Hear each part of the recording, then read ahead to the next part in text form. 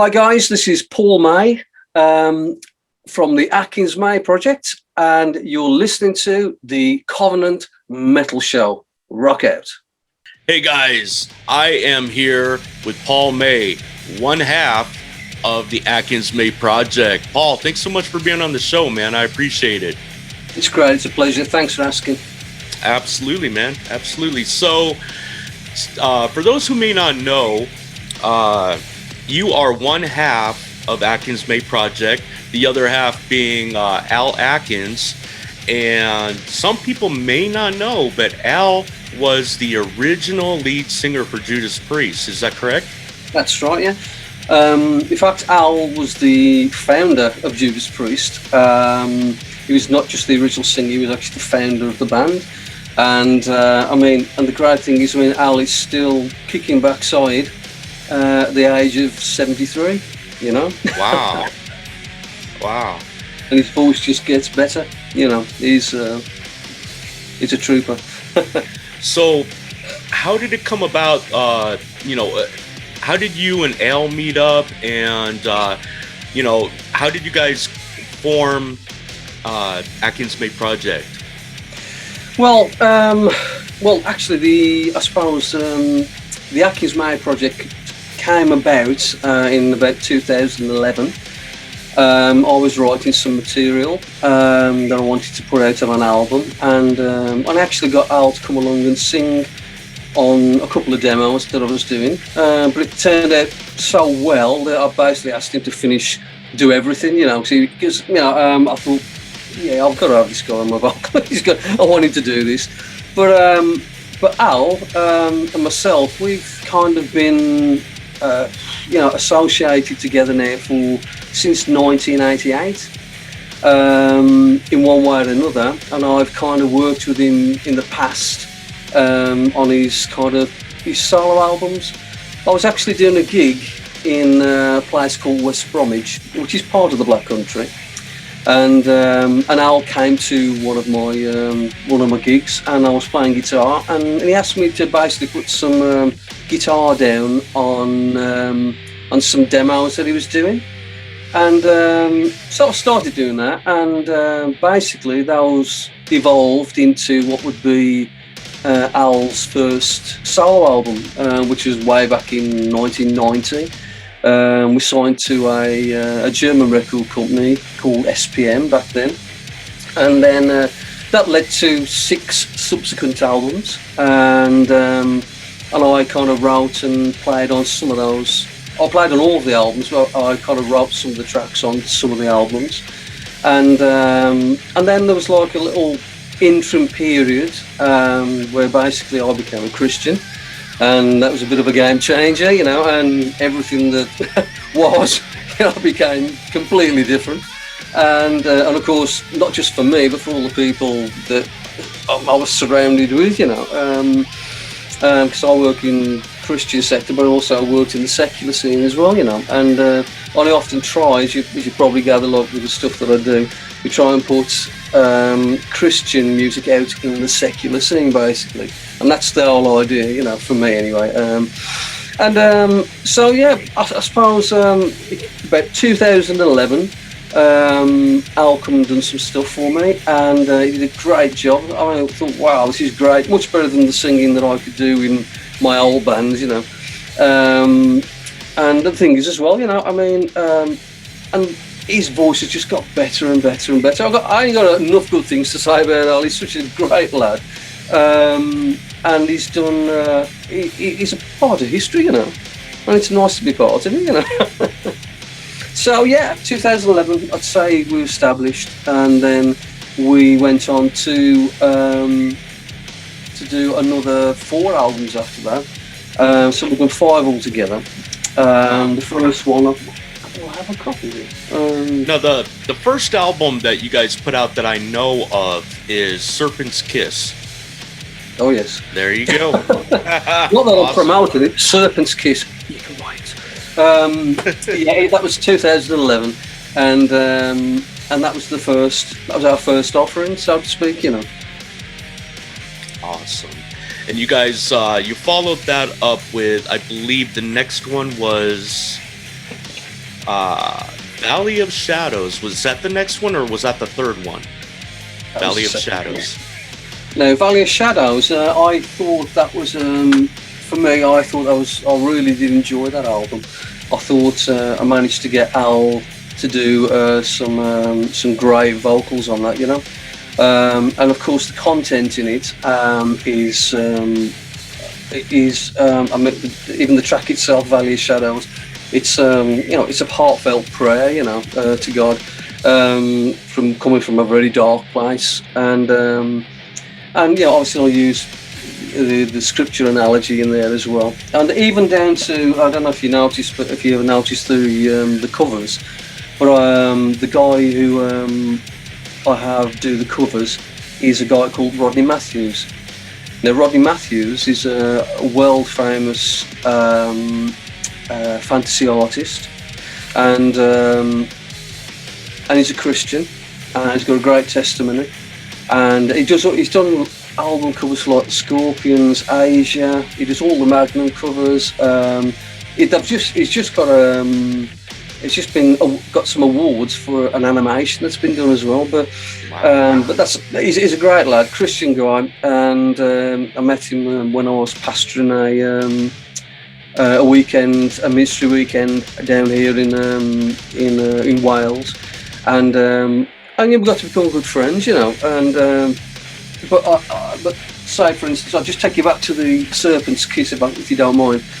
The Serpent's Kiss album. If you ever look at the cover, you got a serpent on the front, which is over the financial district of London.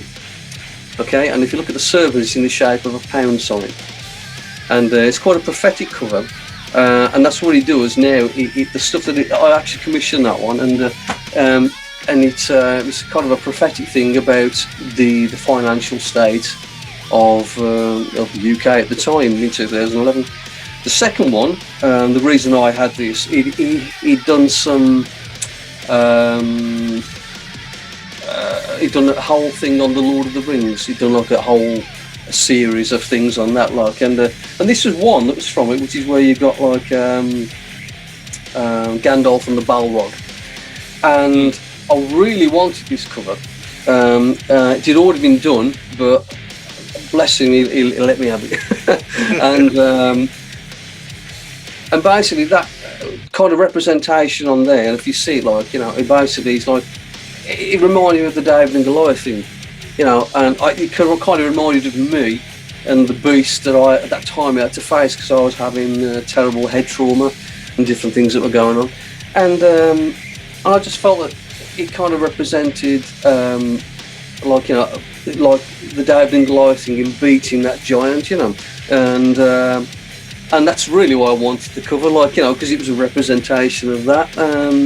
So yeah, but I love the album, and I love what Al did on there, and there's a lot of, I think the songs on there for me were a good progression from the first one, Awesome. Very cool. And it slipped my mind, but the third album, the one after Valley of Shadows, that is Empire? Empire of Destruction. Yeah. That's it, right? Yeah. Okay. And then, of course, the last one I know of is Anthology, which basically is kind of like a greatest hits album. It has a lot of songs on there from previous albums. So where do you guys derive your sound and style from? Like, who are your influences? Excuse me. I suppose. I mean, to be honest with you, it sounds really bad, this, but I try not to listen to much like new kind of material. I mean, I think what I've tried to do, because I don't know if you know what the setup is, but like, Al does the vocals, and basically I do all the instruments, I produce it, and I write all the material, basically. So it's always like a Christian content, So as far as influences go, obviously there's the rock section of things, but because of who we are and where we're from, I've kind have tried to keep us sounding pretty old school. Kind of, if you like, kind of 80s kind of hard rock metal kind of thing. And I'm very unapologetic about that, because that's what we are. I'm not trying to be like like a Slipknot. I'm not trying to be anything like that. Neither is Al. We are what we are. We come from the era of like hard rock, classic metal, and that's it. When you buy the album, that's what you're getting. You're getting no surprises. It's just head down, no nonsense rock metal, but with a Christian content, and that's basically what you get. So influences. I mean, obviously my biggest influence in this, obviously, is the Lord.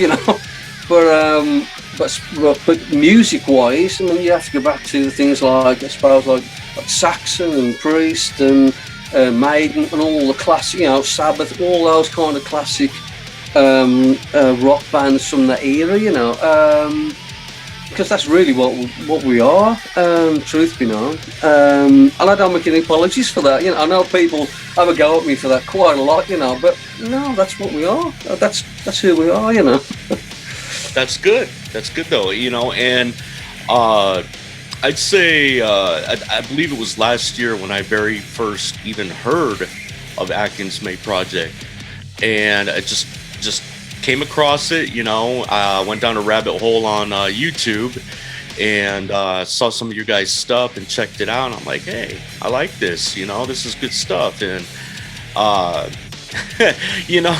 we were talking earlier, about Al's really strong accent, and I can understand him when he's singing, but when he's talking, I'm like, wait, I think I caught a couple of words there, but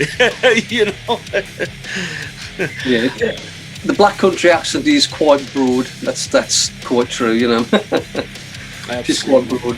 I mean, to be honest with you, some of the early bands that I used to listen to myself, like when I brought up as a kid, have you ever heard of a band called Slade?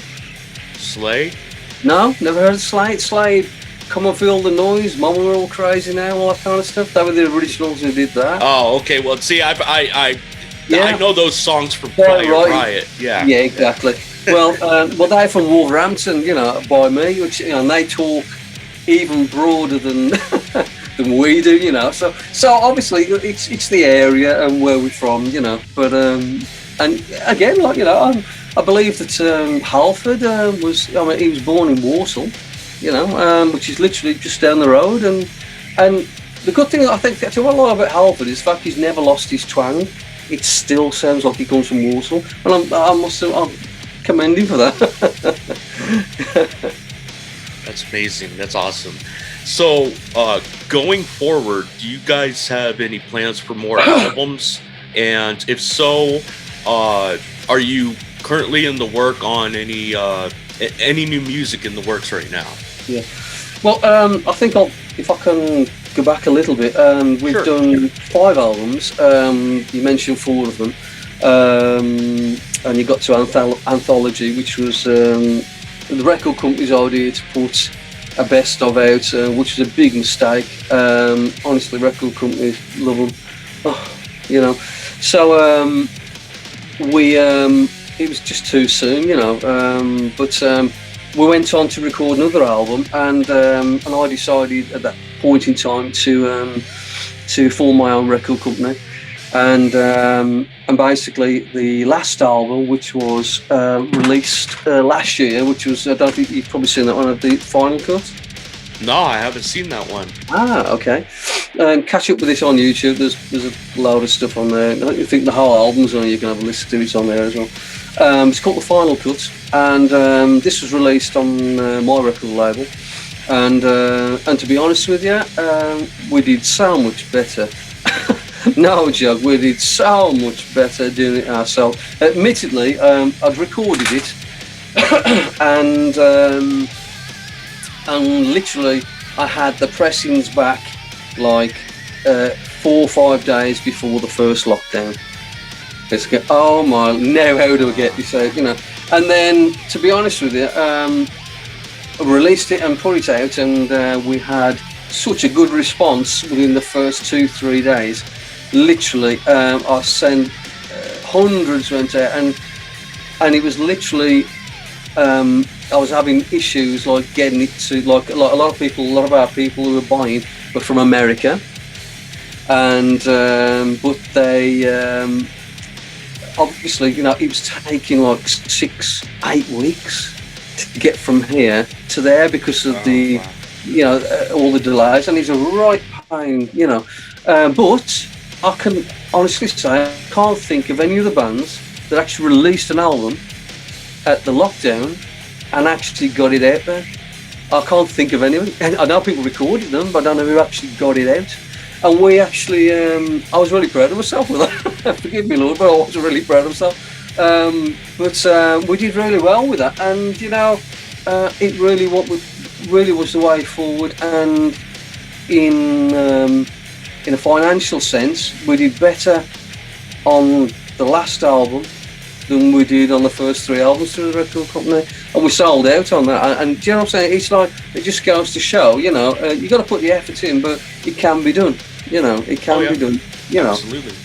But yeah, the last album was called The Final Cut, and again, each album is a progression. It's more of the same, but I really like some of the songs on that. I like When the Bell Tolls. That's on YouTube, I believe. I like the Final Cut track itself, but I think The War in Between is probably my favourite off that album. So if you want to check that out, absolutely. You know, check that out. If you want, I can get an album to you, no problem. You know, I'll get something to you if you want, no problem. Very cool. Yeah, absolutely. So, other than the Atkins May project, is there anything else that you're involved in? Ooh, well, at the moment, I am actually recording. We are recording another Atkins May project album, believe it or not. I'm actually kind of halfway through that at the moment, but I've just updated all my gear. So I've just moved from analog to digital. So obviously that's another learning process for an old school guy, you know. But yes, I've been. I have a couple of things. I have a couple of bands that I work with. There's a band called Temple Dogs, which is with a friend of mine called Dave Kruse. He's a singer-songwriter from Bolton, and it's kind of a post-punk. It's all Christian again, but it's kind of a post-punk kind of a feel, you know. I've got an album recorded there. I haven't released it yet. I've been hanging on to it for a few years now, and I just haven't found the right time to do it. Maybe in the interim period I might release that, you know. I produced some stuff for other people, like for ministry stuff that I've done for that people take out and on on outreach, and they give stuff away, like, you know, and stuff like that. I've produced some stuff for that. I've done I produced an album for a friend of mine called Sarah Prothero. She's got a great kind of pop kind of country voice, but it's different, very different stuff to the metal stuff. But that was fun to do. But I work in everything from country to metal, you know, all that kind of stuff, you know, and I've always done that, you know. I just love music. I love doing music. But at the moment, the main focus obviously is the Atkins May project, and it's going to be the new album. But I think that's going to be probably 2022 now, just to get to grips with whatever's going on with the COVID thing and whatever, you know, happens, like with the new gear. So it gives me a bit of a heads up to get it together, you know, because it's a bit of a change, you know, for me. But when you're not doing, you know, working on music or producing bands, what kind of interests and hobbies do you have? What do you like to do when you're not involved in music? Oh, wow, okay. I suppose what pretty much everybody else does, you know, films, you know, watching films, music, my family, ministry wherever possible. So like, I'm pretty sold out on music, to be honest with you. Since I was a kid, that's all it's ever been. That's all I've ever wanted to do. And, you know, when I could do it, you know, for the Lord, and, you know, as I've done it in many different ways, whether it be through worship, whether it be through metal, you know, I just love it all. You know, I just love playing music. I love doing music, you know.